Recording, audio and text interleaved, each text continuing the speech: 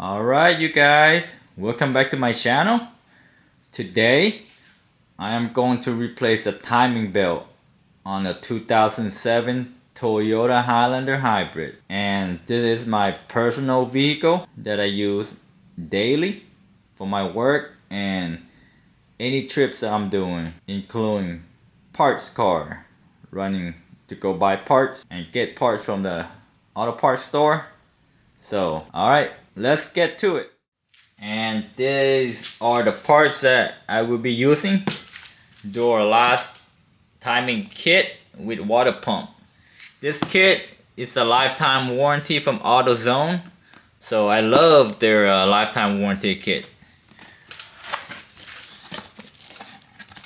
The kit comes with a new water pump, water pump gasket,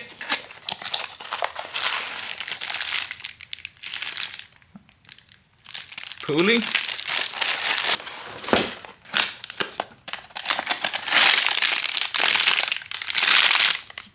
Isla pulley, and the pulley tensioner. Very nice. This kit right here is a whole complete kit from AutoZone, so anytime for the replacement on the next service, just remove these old parts back, return it to the AutoZone, and they are going to give you another kit for free. So basically everything right here is lifetime warranty. That's why I love this one. And also a timing belt. It comes with a mark, the timing mark with the arrow, and it's made in USA. That's the best part. As you can see right there, I use a jack stand. I leave floor jack in the up position, and I put the tire underneath there. It's for safety. And I also put the wheel chocks right here on the driver's side, just in case the car decides to roll backward, so it would lock in place. And also on the back wheel as well. You're gonna need a 10mm right here to remove these two bolts.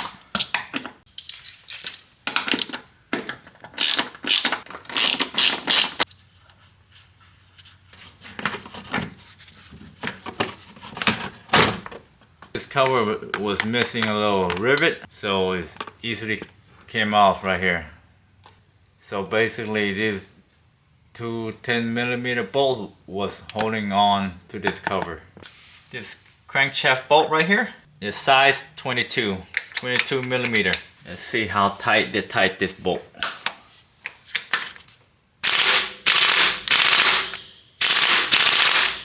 Pretty tight. Let's try again.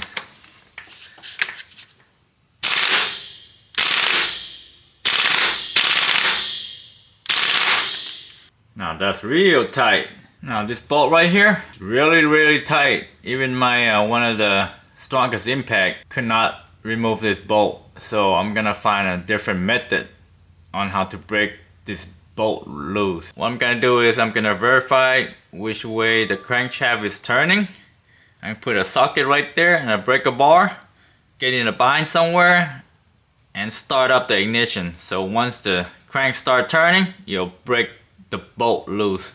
Okay, put a little masking tape right there and put an arrow pointing downward, and let's see where's the crankshaft gonna turn.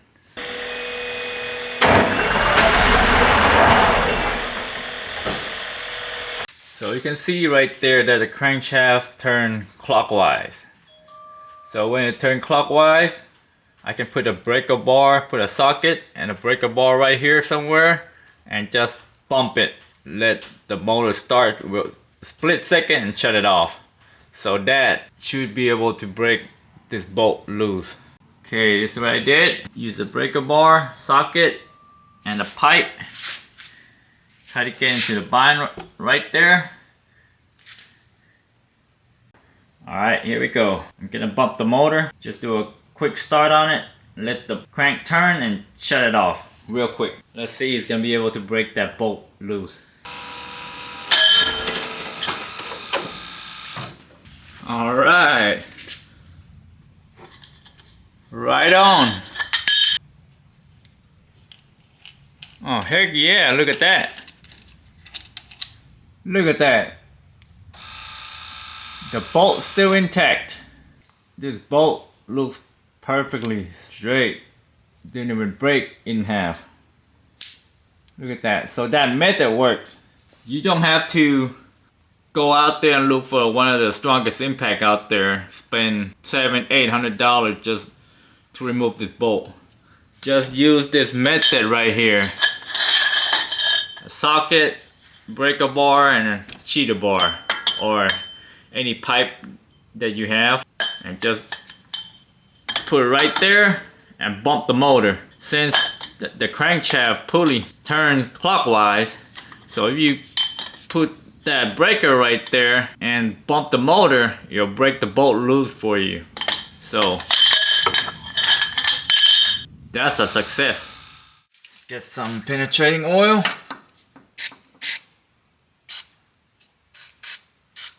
Let it soak for a little bit. Alright, I'm gonna put this bolt back on. Need to remove this pulley. This is pulley puller.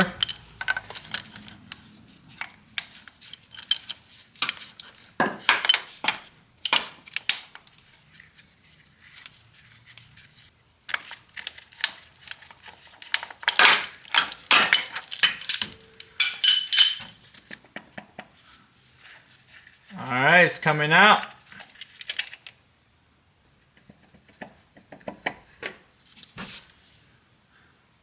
Alright, you need to remove this cover. There's 4 10mm bolts holding this cover on. If you can see, there's one bolt right there. That's one. That's two. That's three. And that's number 4. 4 bolts total.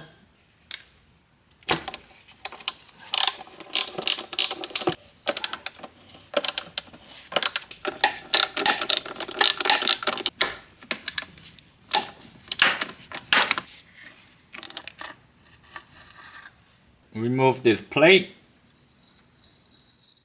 Remove the battery. It's a 10mm bolt.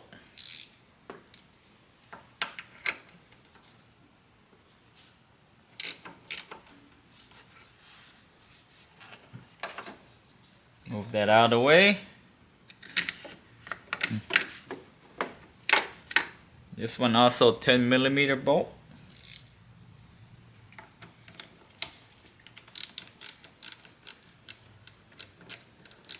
Be careful, don't let your wrench touch this metal right here because it'll spark, because that's a positive lead right here. So be careful.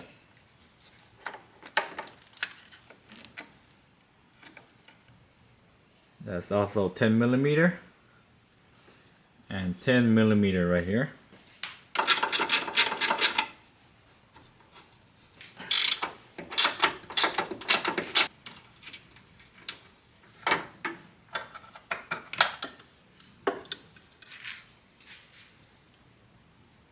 That's the battery hold down bracket.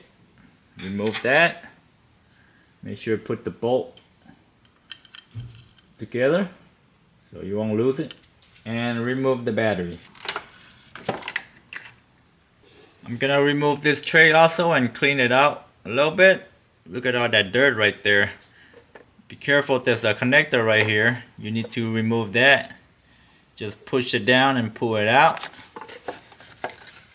So you can remove this tray right here. Look how dirty this tray is.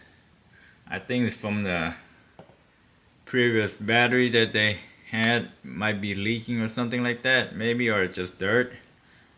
I'm just gonna remove this right here and clean it up real good. You want to unplug this connector right here, press it down and pull it out. Get that out of the way. Use a pair of needle nose pliers and just squeeze this clip right here. It's the clip that's holding this wire to the bracket.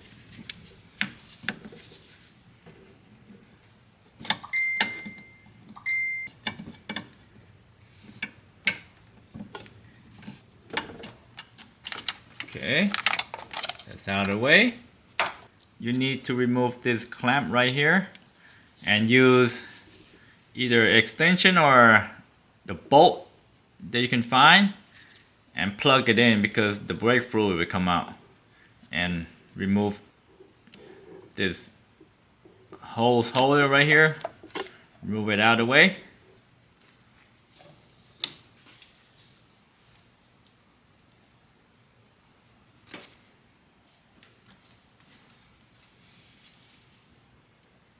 This is what I use. You can use extension that you don't use, or if you have extra extension, 1-inch extension, just plug it in and put the clamp back on so it wouldn't leak out. That should be good enough right there, just to hold that extension on. I'll use a sandwich bag to cover this port right here so the brake fluid wouldn't contaminate it. Just slide it in, just to keep the dust away, keep all the foreign matter get inside there.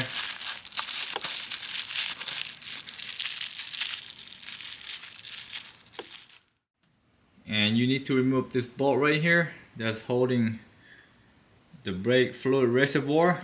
There's one bolt right here, and there's another one right here. That's the one that's holding this reservoir onto the bracket, so you need to remove this brake reservoir. These bolts right here, they're a 10mm bolt.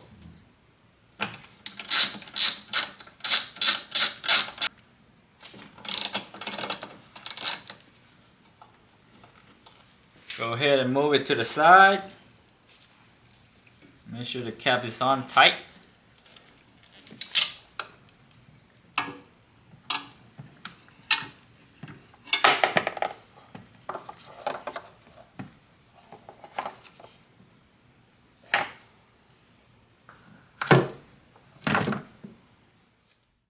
You need to remove this bracket right here, the one that brake reservoir was sitting on it. There's 3 10mm bolts, so just need to remove that out of the way, because you need to remove this motor mount right here.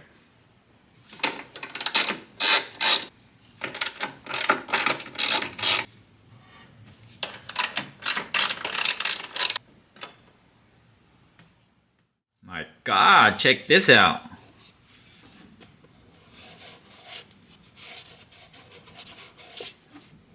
This one was replaced in 2015. Right now it's 2023. That's 8 years ago. Man, I can't read their handwriting. They got a freaking sloppy handwriting. Looks like it's at 80,770 miles. And right now, this car has 199,000 miles. Whoa, that's a lot of mileage on this. Timing belt just getting ready to break anytime, any moment. Whew, thank God that I decided to do this timing belt replacement on this. If not, if it breaks, this motor is gonna be trash. You usually want to do it at right around 60,000 miles on the safe side to replace the timing belt. Or if you get close to like 90,000 miles, that's you're pushing it. It might go over 100,000 miles, it depends, but this one is way over past 100,000 mile mark. So it went over 118,000 miles. Man, that exceeded the recommendation for replacing the timing belt. I can't believe this motor is still running. I bought this SUV for my personal use, so thank God I decided to do the timing belt on it. Now you need to remove this ground right here, this bolt, and disconnect this connector right here. That's a 10mm right there.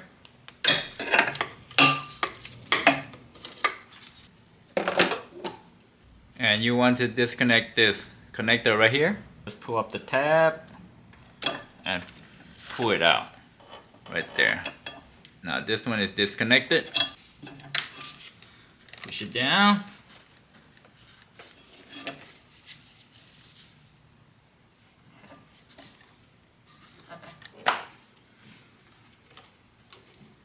Alright, it's out. What you do right there is press down on this tab right here. And I was using the pick to just kind of push this connector out. Once it's got real loose, then you just pull it out. You can see this bolt right here. That was from the ground I removed. I went ahead and put the bolt back on there. Don't tighten it down, just put it right there so you won't lose that bolt. Alright, you need to remove this bolt right here. That's the part of the motor mount. That one's a 12mm. You need to remove this bolt also. That's a 14. Down there, that's a 14. This one right here, that's a 14. And this right here is a 14. This one you just leave it alone because it's just attached to one of the mount. So once you remove the main bolt out, this one should come out with it. So before you remove this top motor mount right here, make sure to put a floor jack underneath there to support the motor, just in case. If it doesn't drop down, it's good. If it does, then you have the jack to support the motor instead of just drop all the way down. Alright, so just always work safe. This is what I did. I used another floor jack, put the block of wood up there by the oil pan, and jack this one up just a little bit just to support it in case when that mount is removed, so the motor won't drop down. Even though this one only have a mount to the motor right there, there's another mount right there. That's a dampener, I believe, to dampen the vibration of the motor, but that would help support it also. But this one will definitely support the motor for sure.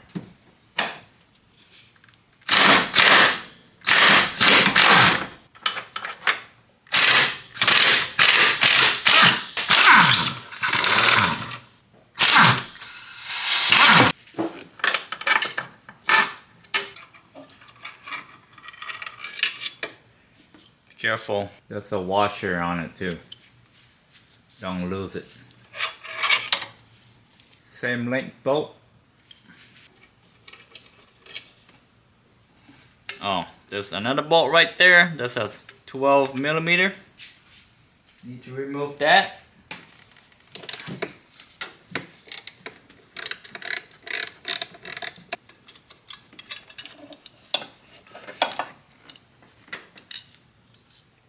Right there, that's where to connect the connector to.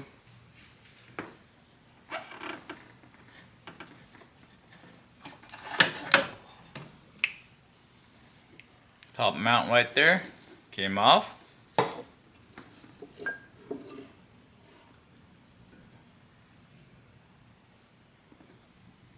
Remember I was telling you not to remove this bolt? That's what I'm talking about. It came out with it. Now you can see this tab right here. Go ahead and push this tab up and pull. This one should come off. Same thing on this side. Push the tab up and pull up. Same thing. This one also the same thing. This one you just press, you pull the tab down and push it up.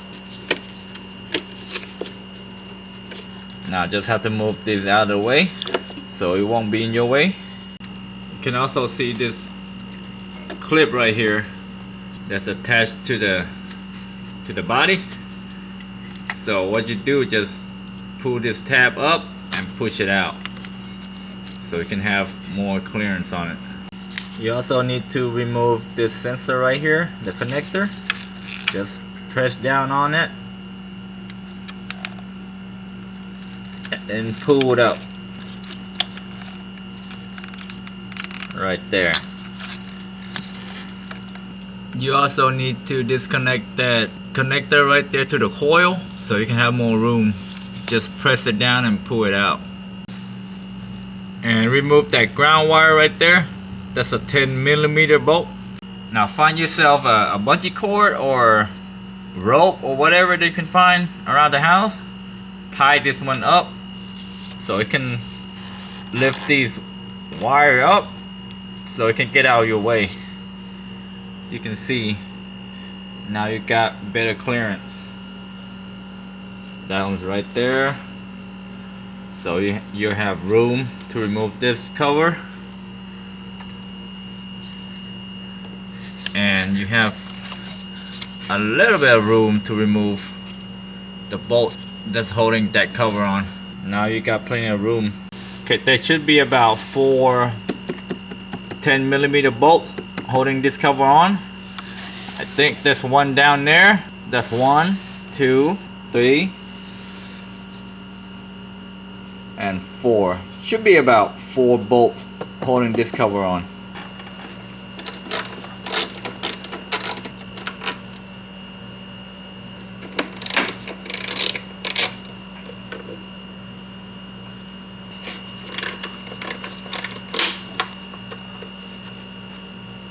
That last bolt right there is pretty hard to get to, so just be patient. Try to squeeze your hand in there and remove that bolt.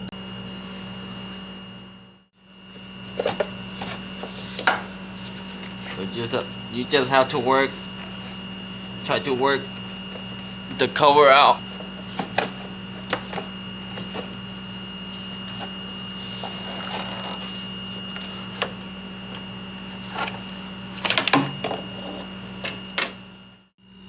You need to remove this bracket right here.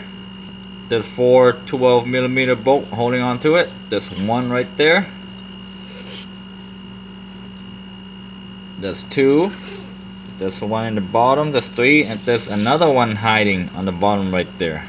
So you need to remove all 4 bolts. You want to use a wrench for this bolt right here. Gotta use a cheater bar.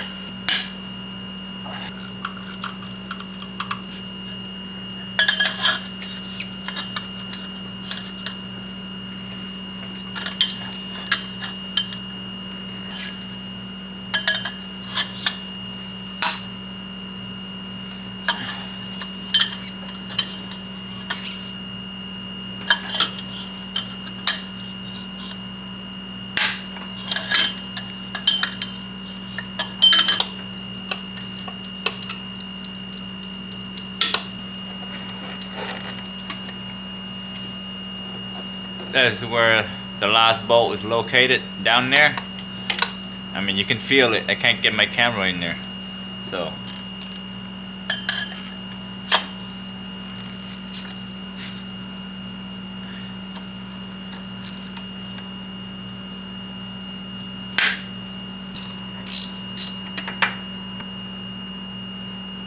$12mm nut that's holding the parts on to the stud. And that's a long bolt right there. Can't get it out right now because it's hitting. That's another nut right there. Alright, there's 2 long bolts right there. That's a trick. You see this AC line right here? The low side? What you do is just kind of lift it up a little bit. Lift this one up and pull the bolt out. See? Don't lift it all the way up because you're gonna bend the line, just slightly so you can slide the bolt.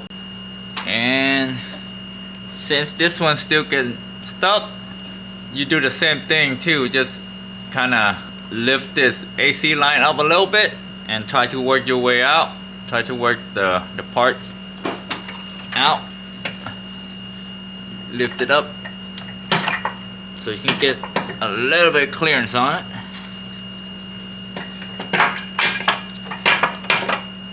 Once you be able to wiggle it out, then it'll come out.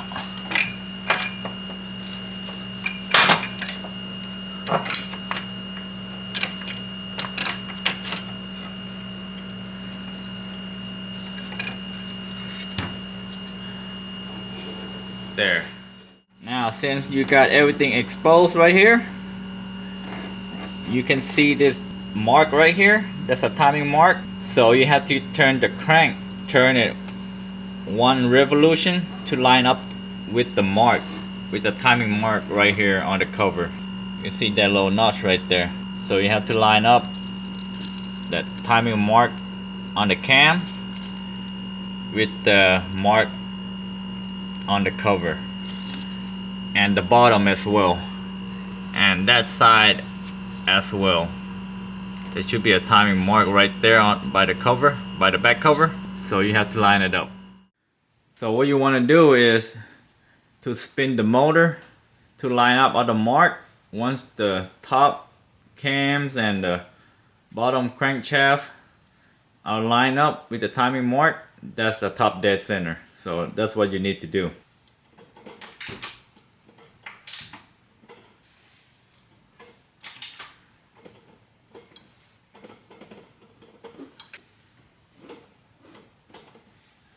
You can see right here this little yellow dot right here, that I paint that one so it can be easily seen, and the back cover as well.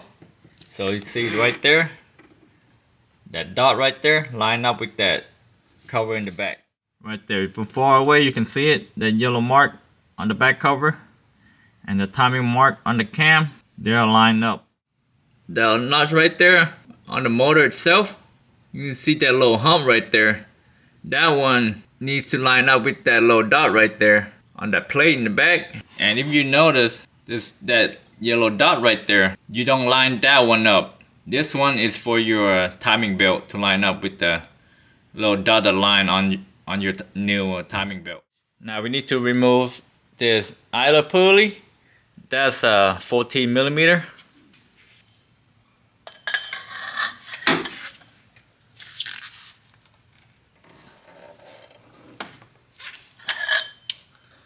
This cheater bar always comes in handy. Basically it's just a straight pipe.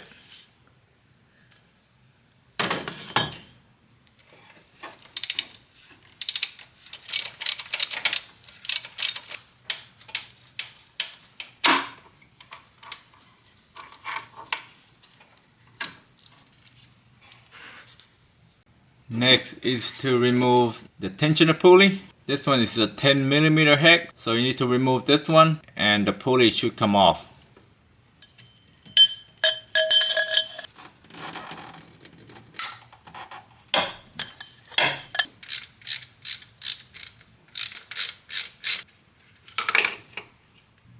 Right there. Be careful, there's a washer behind this, so don't lose it.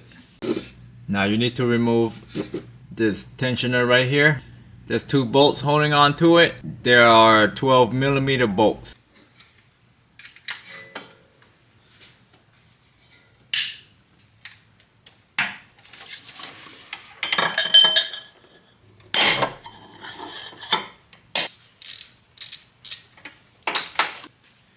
There you go.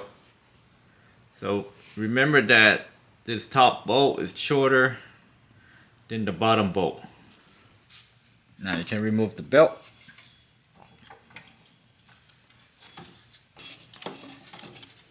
I guess the two previous owners, the original previous owner got this done at the Toyota dealership. You can see right there it said Toyota on it. So that's the OEM part. Get you a little pan right there, put it underneath, because the next step is you're gonna have to remove the water pump. There's gonna be a coolant coming out. There are 6 10 millimeter bolts holding the water pump onto the block. As you can see right here, there's 1 2 3 4 5 6. This is the new water pump from AutoZone. So 6 10 millimeter bolts total. Before you start taking the bolts off from the water pump, make sure to remove this bolt first, the one that's holding the back plate, because there's one bolt on the corner right there is slightly right behind the cover, so you need to remove that bolt and kind of pry this up a little bit in order to remove that corner bolt right there. That corner bolt I was talking about, it's this right here. That's when the back cover was just slightly over this water pump. And this bolt that's holding that cover on right now is also a 10 millimeter bolt.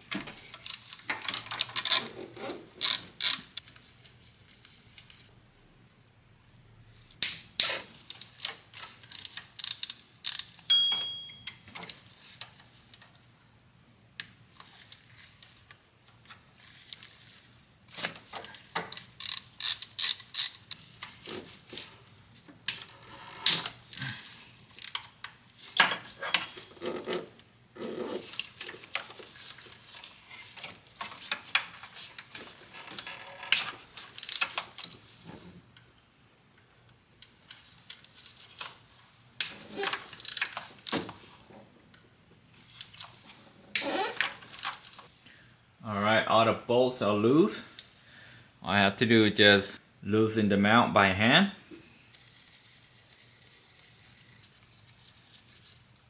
This one is actually a nut.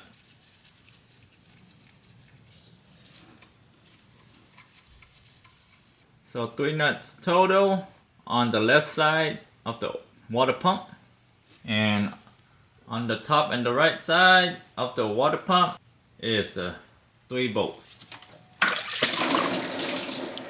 There we go, that's what I'm talking about. That's why you need that pan down there. Just let it all leak out before start removing the water pump.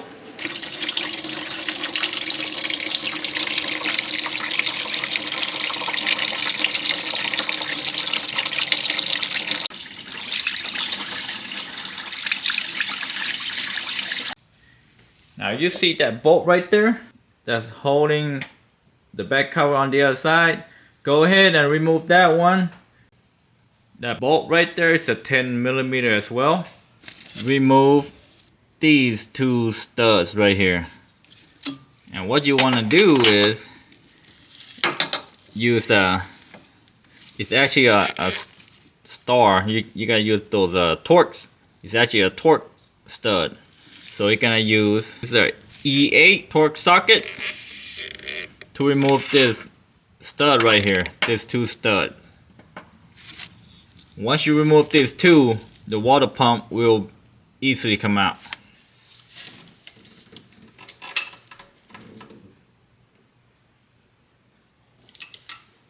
Just be patient with it.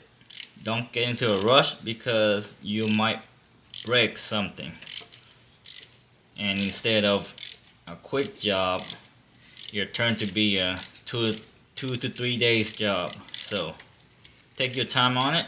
There's no rush. You don't do this for a living. One stud came off. Now remove the other one.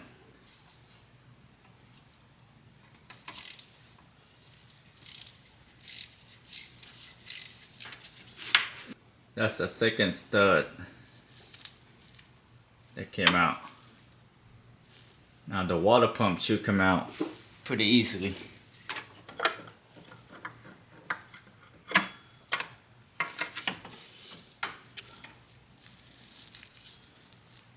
Right there, that's the water pump. And it looks like it's original OEM from the manufacturer, Toyota Highlander. Looks like this water pump's still good, so I usually keep my old parts just for the heck of it, just in case if the new parts fail, I can always have a spare, because this one is perfectly a good water pump. I'm just doing a service on it. And make sure to remove the old gasket, because the new kit comes with the brand new gasket. So make sure you clean all that surface out real good before installing the new water pump. What I do is I use a pick, try to pick that gasket up. See? And then just run your pick all the way around.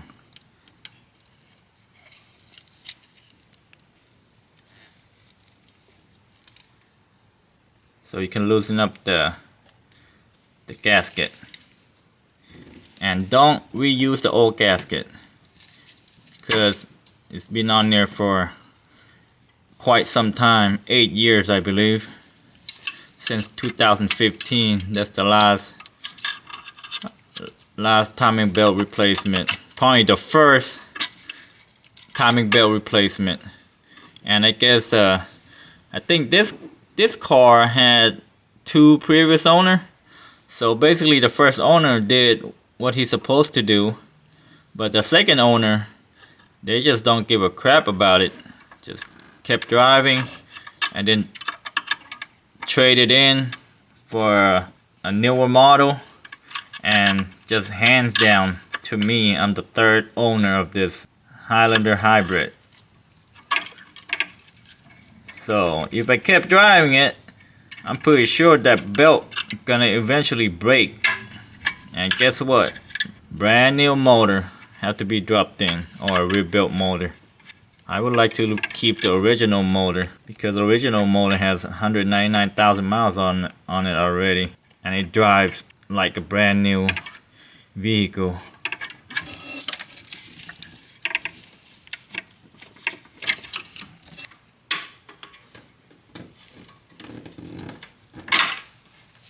There you go.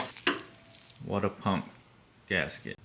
Now you gotta make sure you clean the surface up real good. Make sure it's dry before installing the new gasket and the water pump. What I like to do is to match up the old gasket with the new gasket to make sure that, okay, to confirm that it's the right gasket. That one matched up pretty good. The only differences is that this little knob right here, because this one is an OEM gasket, and that knob right there. And the new one doesn't have that little knob on the corners. That's pretty much it. That's the only differences, but the port, the dimension, exactly the same. And I like to compare the new water pump versus the old water pump to see if it looks the same.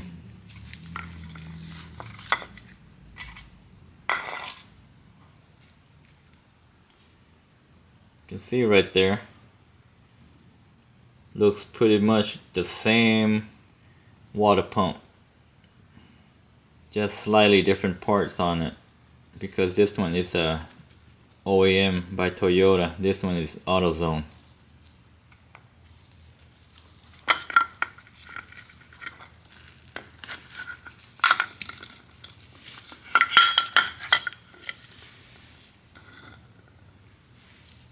Pretty much look identical, so that's good.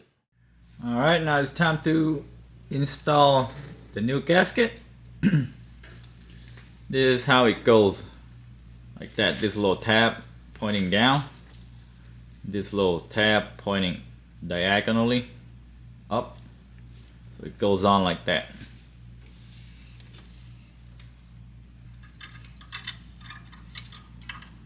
It's gonna be a little pin on each side, so make sure you line up that pin and push the gasket in.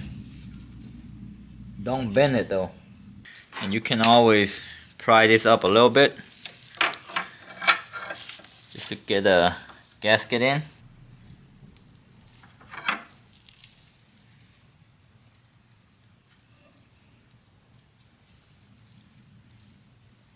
Once you align that 2 pinholes in there, then you're good. There's a little bitty pinhole. You see right there, there's a little pin sticking up. That's a guide for the gasket. There's one over there too. It's hiding underneath, if you can see right there. See it? That's the guide. That's the pin guide. And you don't want to put any silicone on that gasket because it's aluminum. So it only has its own rubber on the inner edge. So basically no silicone at all. You just put it in. You just put it on dry. Now gotta put the new water pump on. Now remember, there's 3 holes right here facing that way, and this one is up. You just have to work it in.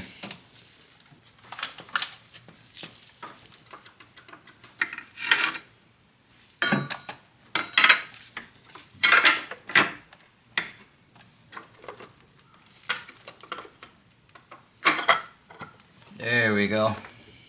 You just have to work your way in. Now you want to put the torque stud back on, and be sure to put a little bit of Loctite on there. Just a little bit. You put a little bit too much there. Okay, that's all I needed.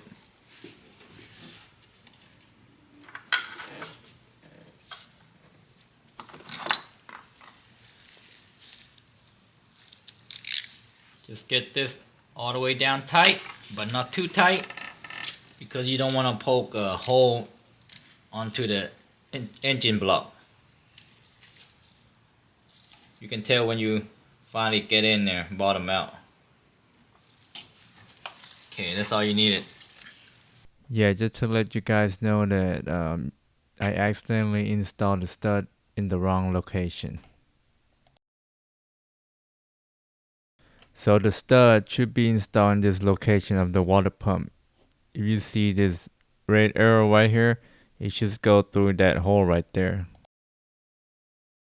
Reinstall the 3 bolts.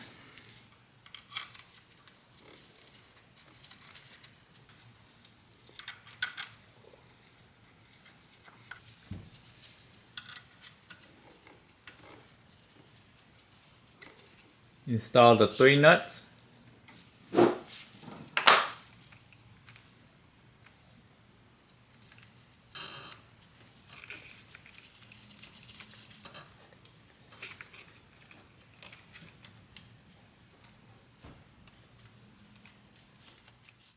Now when you tighten the bolts and the nut, make sure it's crisscross pattern, just like the lock nut on the wheels of your car, crisscross.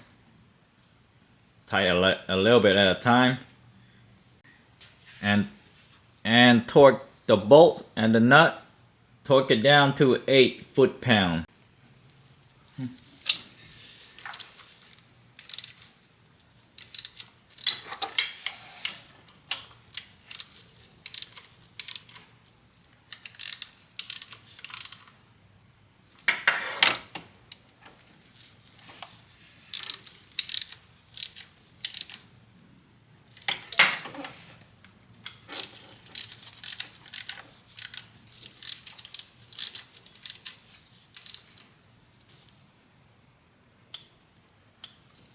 Just continue to do crisscross pattern even though you are torquing it.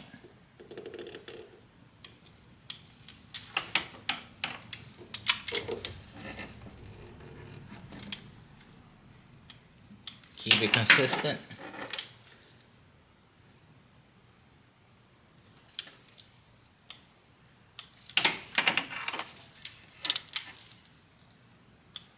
Take your time on this when you're torquing the bolt. You don't want to snap the bolt in half, because that's going to be a major problem, which is you have to take the water pump out and drill the hole and try to extract out the bolt.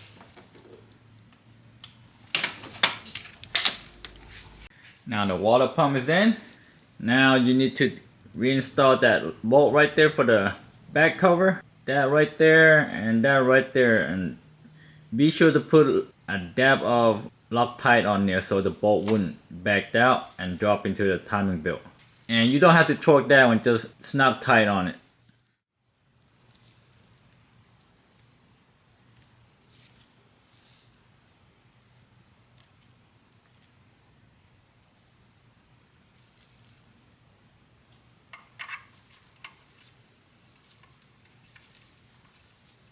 All it is, these 2 bolts just to hold the cover onto the block. That's it.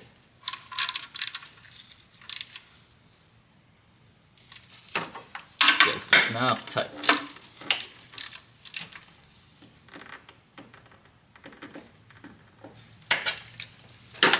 That should hold it.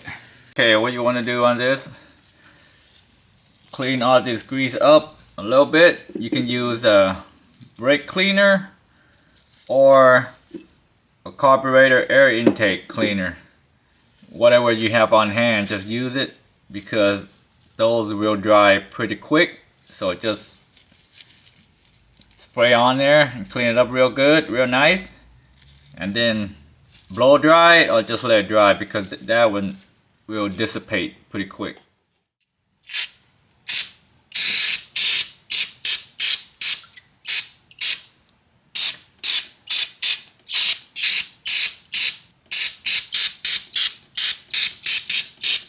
Alright, now it's nice and clean. Had to get some paper towel and wipe all the grease out as well, just to clean it up.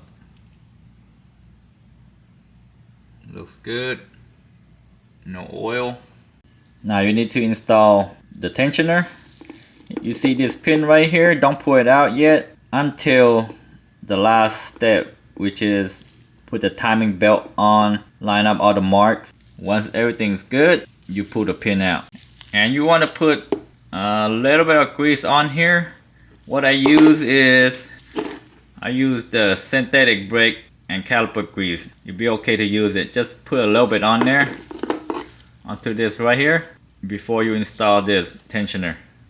Right there, just a little bit, just preventing from getting rusted.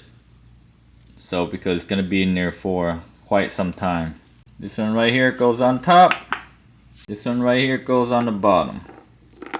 Goes on there just like so.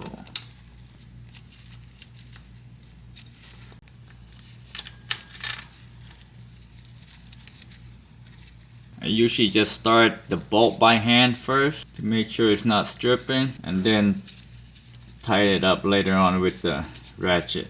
And I don't use any air tool on these because I want to get a precise torque on it without breaking any part, because these are aluminum. You should always use your hand to tighten it.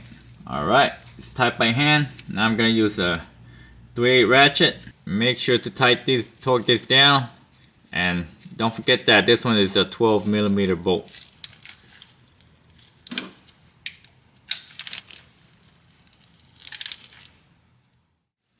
Now you torque that 2 bolt down to 20 foot-pound for the tensioner.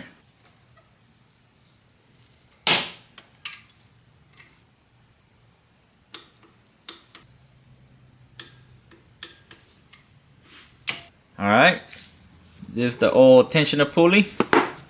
This is the new one from AutoZone. I like to compare it first, make sure it looks alike or similar or the same.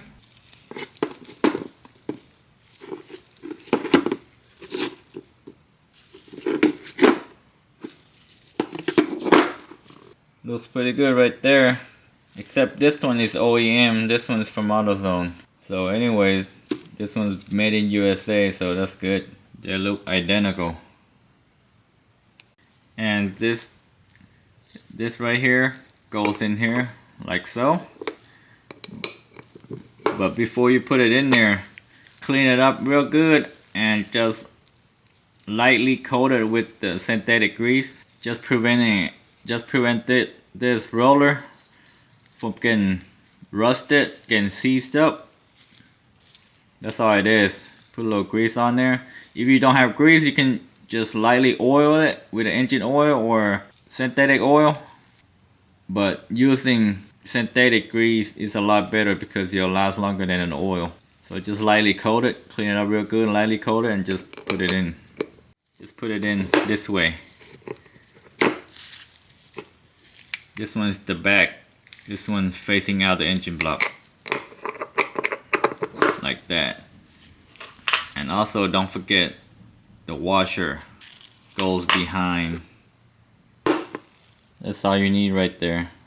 Real thin synthetic grease on there.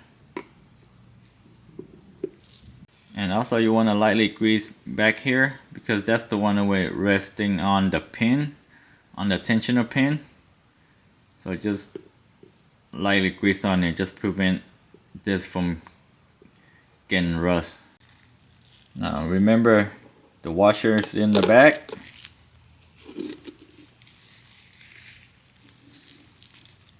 Just like that. Put it right there. Now torque this down to 20 foot-pound. And remember that grease that I was telling you about? Synthetic grease that you put behind it? Because it's gonna, that little pin right there, gonna ride on that roller. The grease will keep it from getting rusted.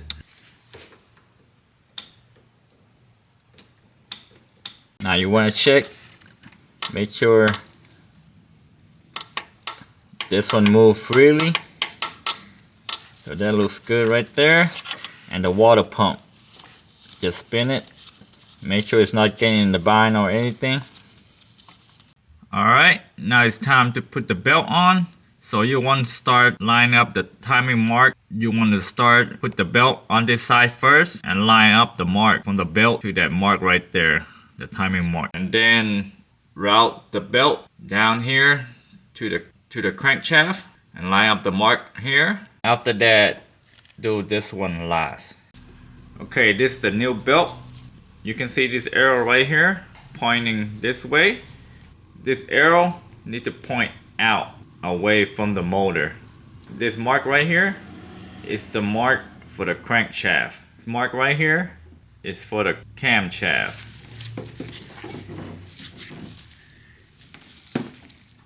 And another mark right here for another camshaft on that side over there. So you want to start lining up the mark on that camshaft first.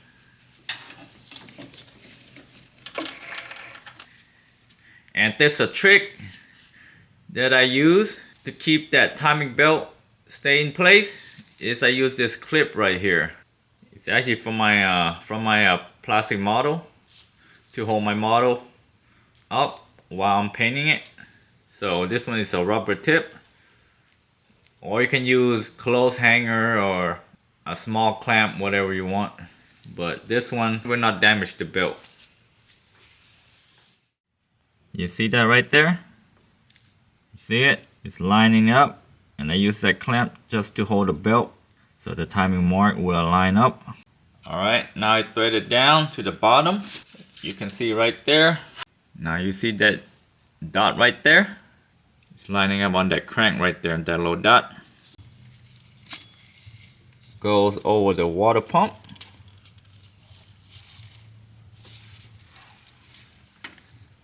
Like so. I also use another clip right here to hold this belt in place. Now you can see that this line up, the mark. The mark right there also line up. And the bottom one also line up. Now it's time to install the idler pulley. This one is the old pulley. This one is the new one. Looks similar, identical. Remove that bolt right here. That bolt in here. Just go ahead, hand tight this bolt for now until you get it all the way in. Torque the bolt down to 20 foot-pounds.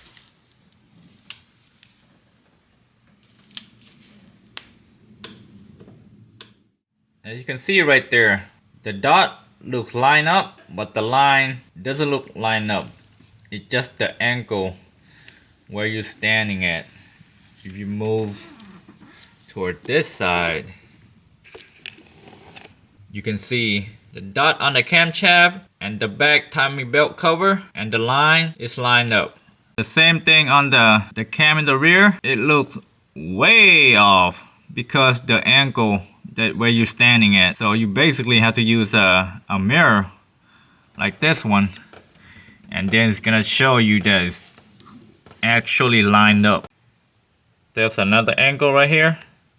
If you can see, it's perfectly lined up. I just wanna share with you guys. Certain angle make the line off. You can see right there, it's all lined up. And the bottom mark on the crank gear line up with that dot right there on the timing belt. And also that mark right there in the back, that little dot right there in the back, also line up with that little notch on the top right there, the timing mark on the crank. So everything lined up. Once everything lined up, all the timing marks lined up, go ahead and pull the pin. Okay, the pin is out, and go ahead and double check the timing marks again. Okay, that one's still lined up. That one also lined up. That one also lined up. And that one's still lined up. Remove the clip. Remove the rear clip. Note that this is the incorrect location of the stud. And this is the correct location because I did move the stud down to the right location. Now it's time to install the mount. Go ahead and put this bolt on here first, on the bottom.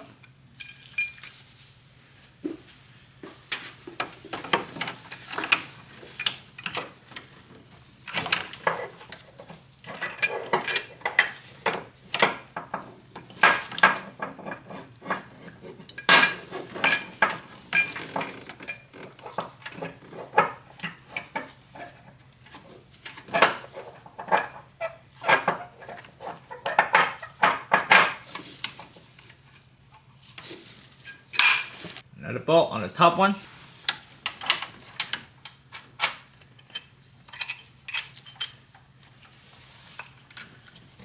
Go ahead and hand tight it.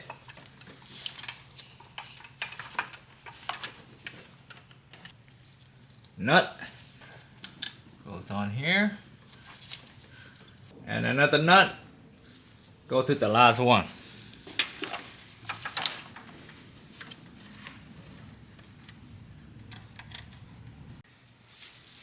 And you want to torque all those bolts down to 59 foot-pound, but I couldn't get my torque wrench down there, so I'm just gonna hand tight it as tight as I can, but not too tight because you're gonna strip the bolt.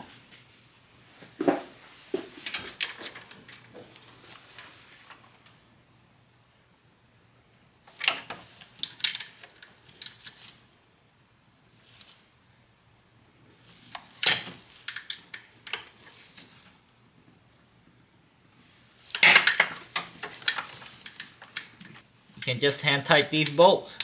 Try to get as tight as you can with the 3/8 ratchet, and that should be good enough.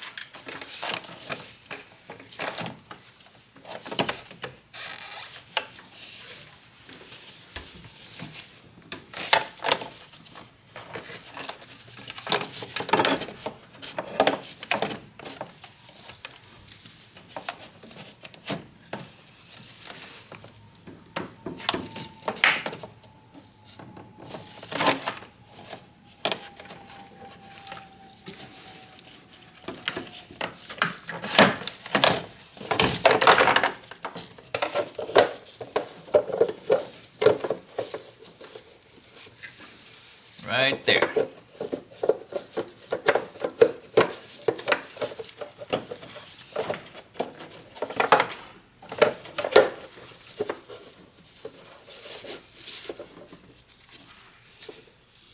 Install the bolts.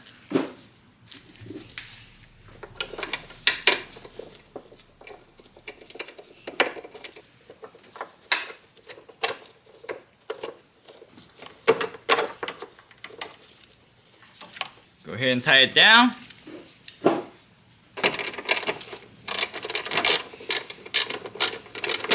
And if you want to torque these bolts down, you can, but I don't, because this one just to hold the cover on, but if you want to know, it's a 8 foot-pound. Just snug tight, you'll be okay, because it's just a cover. It won't go nowhere.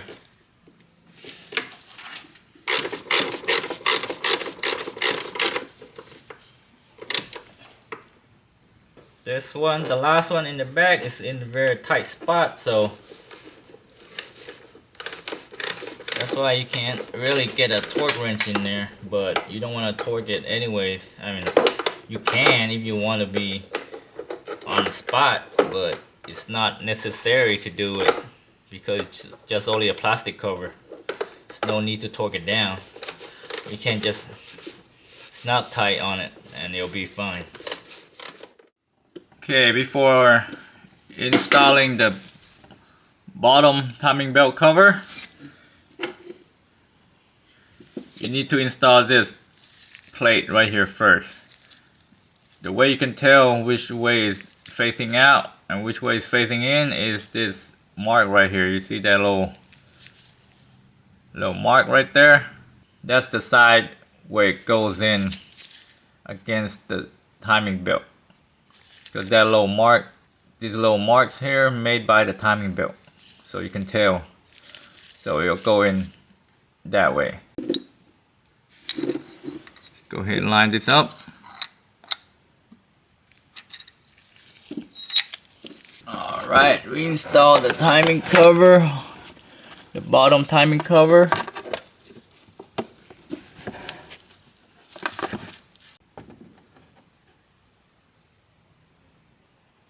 Install the bolts.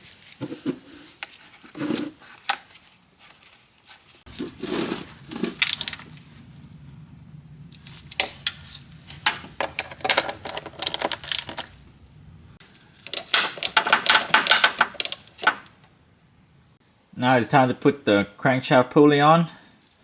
What I usually do, just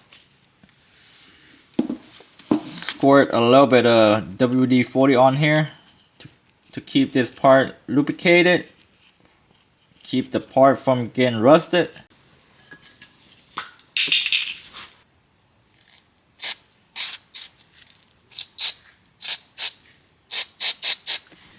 And it's this one, it's only one way to put on.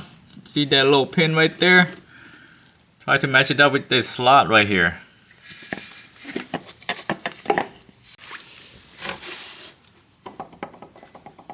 If you do, just wiggle it in. It should slide in pretty easily. Now install the crankshaft pulley bolt. This what I like to do is put a little dab of Loctite on there just to help it out from the bolt coming out. Not too much, just a little bit. It'll help the bolt from backing out, even though it's not gonna back out, but just to be safe, better than sorry.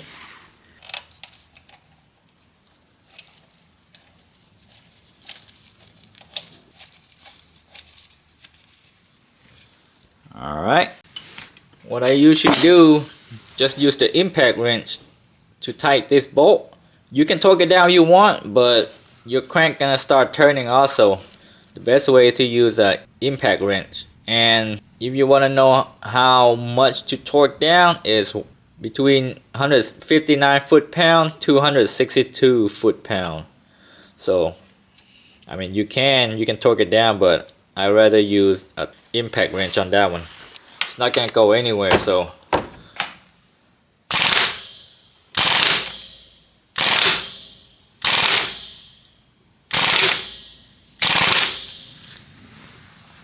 that's pretty tight. Okay, next, need to put this harness down here. So just remove the bungee cord.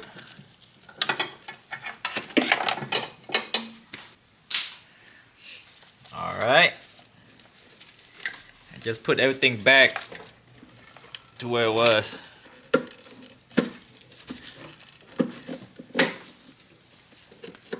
Make sure it clicks. Okay, and connect the sensors. Connect the sensor. Connect the harness. Don't forget to connect that coil plug right there. And don't forget to put that ground back on right there and tighten it with the nut. And don't forget to put this little plastic piece back onto the bracket. This bracket right here. Just slides it in. That's it. And don't forget this ground right here to the block. And connect this wire right here.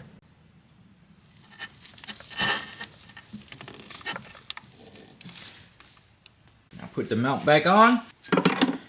Make sure you line up this hole right here to the pin down there. Now put the top mount on. Goes in like that.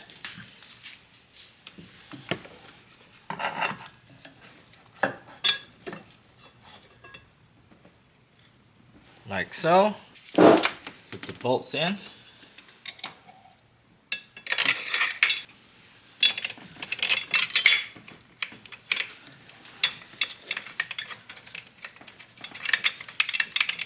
Make sure you keep it loose for now until you put all the bolts back on. This short bolt goes here. Bolt right here goes here.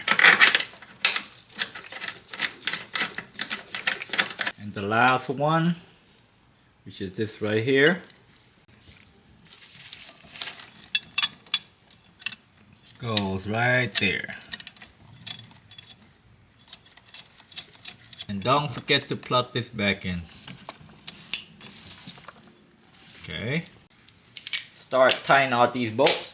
Now you can use an impact on this, but I rather hand tighten them first before I start using air impact. That way I can make sure that the bolt will not strip.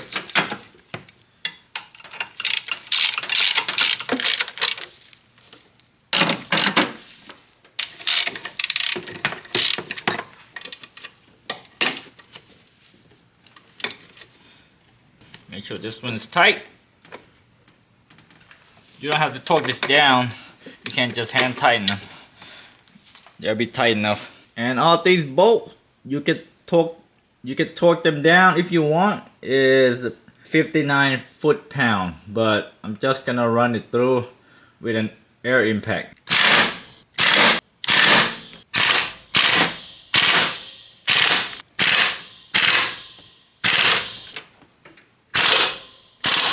Reinstall the mount.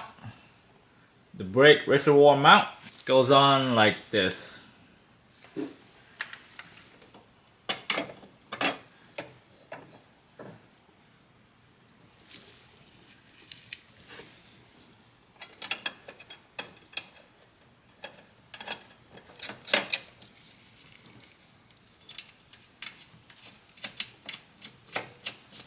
Remember, there's 2 bolts and a nut. It's right there. And this one, I'm not sure, to be honest with you, what the torque needs to be, but there's no need to torque it down because it's just a bracket. Just like the timing belt cover, this will not go anywhere. It's not a moving part. It's just the plate, the mount that the brake fluid reservoir will mount it on. So there's no need. You can't just snap tie it. It'll be okay. Remember, it's a 10 millimeter.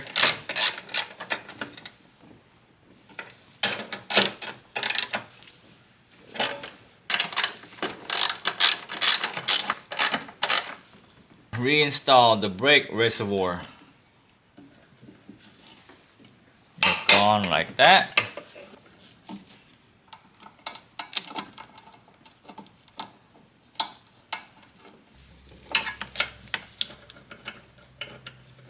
And same thing, just snap tight the bolts.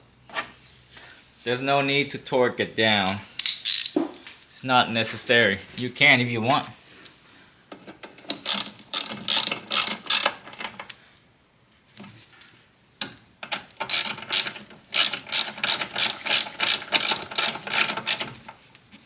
And go ahead and plug this back in to the side of here. This connector goes in like that. Last thing is to plug this hose back onto this unit right here. Remove the bag.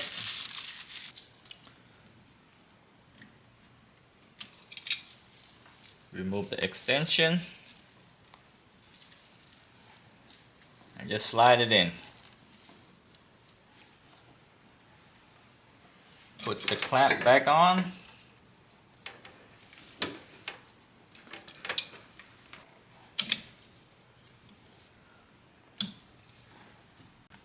Put the bottom cover on. Just bolt these on. 2 bolts. And this hole right here is for the plastic rivet that's connected inside right there. But I didn't have it, so just gonna put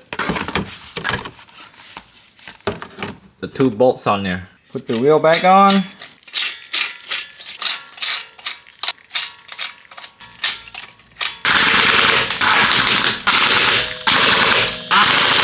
Torque the wheel, 76 foot-pound.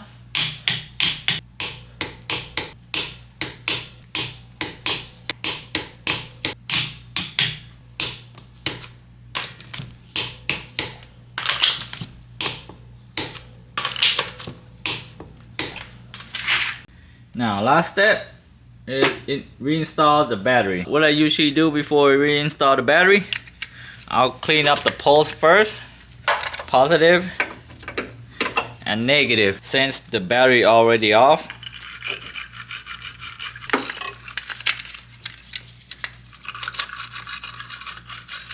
I went ahead and cleaned the tray nice and clean. And don't forget, there's another sensor right here. I believe this one is a temperature sensor for the battery. I think, I'm not quite sure, but that's what I'm thinking.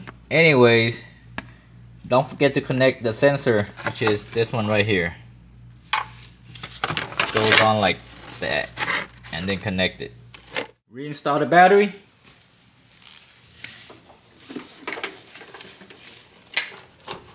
Reinstall the battery tie down.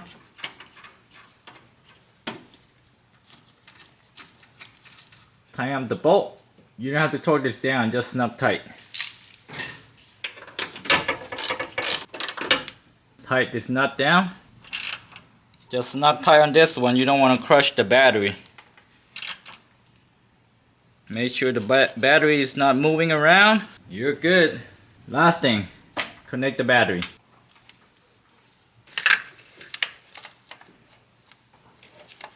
And snap tight on that nut right there. You don't want to super tight and squeeze that post, that negative post.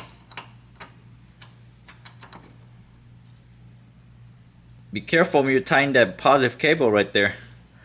Don't touch this to the ground or any metal surfaces because it's gonna spark. Be cautious about it. Save these first.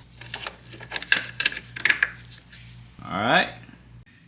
Now everything's back together. The last step is to add coolant to the cooling system, because when I removed the water pump, I lost some coolant. So you need to add it in, top it off. The radiator cap is underneath here. So you need to remove this plastic piece right here. Remove this tab right here.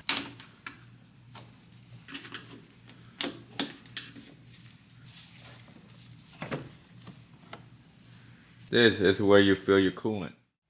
And this the coolant that I will be using to refill my radiator. This one is equivalent to super long life pink OEM fluid from Toyota dealership. This one is a lot cheaper and it's the same thing. This one you probably notice is say concentrated. Yeah, it's you don't want to use a concentrated one, but this one I pre-diluted with distilled water already, so it's 50-50 mix. You can see right there I wrote it down. Toyota 50-50 mix. So it's the same thing as the OEM coolant that they sell like $40-50 a gallon at the dealership. This one is only cost me 25 bucks and I can make 2 gallons out of it by pre-diluted with distilled water. You can see right there it's equivalent to Toyota 1990 and up. Now before you start adding coolant in, you need to put the vehicle into a maintenance mode, and you can check my other video on how to put this car into a maintenance mode, because you want the engine constantly running for you to add the coolant into the cooling system. But first, let's add the coolant in.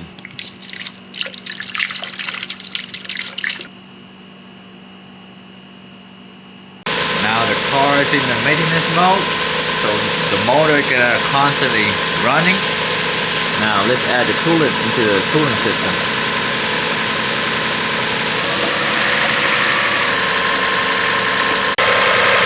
Now let's double check the work. See if there's any leakage from the water pump. No sign of coolant leaking.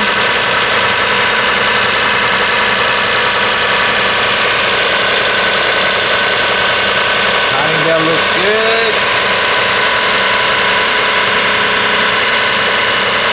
Now let's check the bottom, see if there are any coolant leaking from the water pump. Looks good. Now this port right here, this is where you bleed the air out. from the cooling system. It's a 6mm Allen key right there to bleed out the air.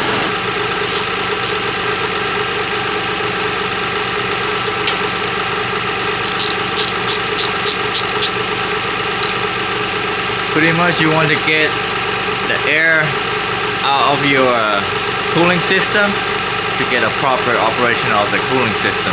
And if you have this right here, it'll help out with bleeding the air out of your cooling system, because this one will burp the air out also. But if you don't have this funnel right here, you can also use this bleeder valve to bleed out the air out from your cooling system as well. Alright, now let's wait for the fan to come on again so it can suck more coolant inside the cooling system. See that bubble coming up right there? I mean, there's a little bit of air inside the cooling system right now, so it's burping itself out, burping all the air out. Now you want the cooling fan to come on at least 1 or 2 times to make sure that all the air is out of the cooling system.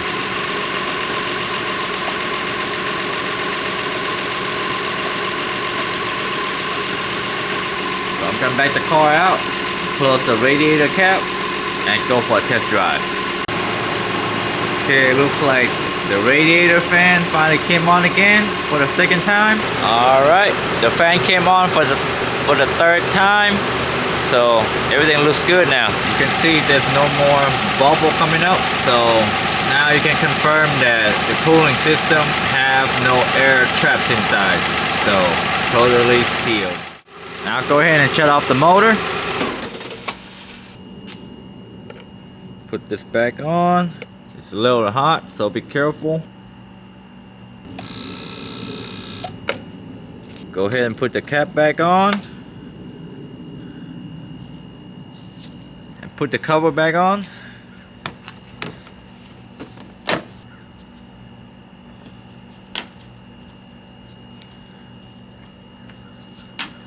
That's it. This is done. Now, one last thing is to test drive. Make sure get it up to close to the normal operating temperature and verify it again. Make sure there's no leak from the water pump, and the timing belt is good right on the mark, but you still have to test drive it. Make sure you got the same power, that it doesn't skip a tooth or anything, and has the same power just like before you park and start working on a timing belt. Alright, that's pretty much it. So I hope you guys learned something today on how to do a complete timing belt replacement on a 2007 Toyota Highlander Hybrid. It's not hard at all. It's time consuming, but take your time. Don't rush, because you don't do this for a living and you don't work against the clock. So just take your time.